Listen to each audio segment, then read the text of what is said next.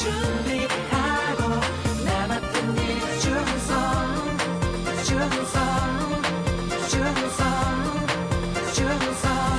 Your kingdom come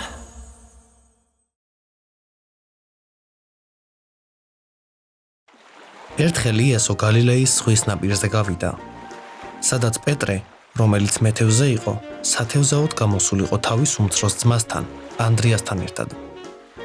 კარგი რა, სად არის თევზი? მთელი ღამე ვთევზაობთ და ერთი თევზიც ვერ დავიჭირეთ. იმედგაცრუებულმა პეტრემ და ანდრიამ ნავი ნაპირზე დატოვეს და ბადეების რეცხვას შეუდგნენ. იესო სანაპიროზე მივიდა, მას უამრავი ხალხი მოჰყვებოდა. იესო პეტრეს ნავში ავიდა და ჰკითხა: ნაპირიდან ცოტა მოშორებით ვერ გახვალ? პეტრემ ნიჩბებს მოუსვა და ნავი ნაპირიდან შიგნით შეაცურა წყალში, რათა ყველას დაენახა იესო. იესო ცათა სასუფეველის შესახებ ელაპარაკა ხალხს და როცა დაასრულა, პეტრეს უთხრა: შეცურდი ღრმად და მოისროლეთ ბადეები თევზის დასაჭერად. უფალო, მთელი ღამე ვიშრომეთ და ვერაფერი დავიჭირეთ. მაგრამ შენი სიტყვით ვისვრი ბადეს. პეტრე და ანდრია კარგი მეთევზეები იყვნენ. ისინი მთელი ღამე თევზაობდნენ, მაგრამ ერთი თევზიც ვერ დაიჭირეს. და მაინც იესომ უთხრა მათ, რომ კვლავ გადაესროლათ წყალში ბადეები. პეტრეს და ანდრიას შეეძლოთ გასცინებოდათ იესოს სიტყვებზე, მაგრამ მოусმინეს და ისე მოიქცნენ, როგორც მან უთხრა მათ. რაო? ეს საერთოდ შესაძლებელია? პეტრე და ანდრია გაკვირვებულები იყვნენ. მათი ბადეები თევზით იყო სავსე. იმდენი თევზი დაიჭირეს, რომ ბადეები ეხეოდათ.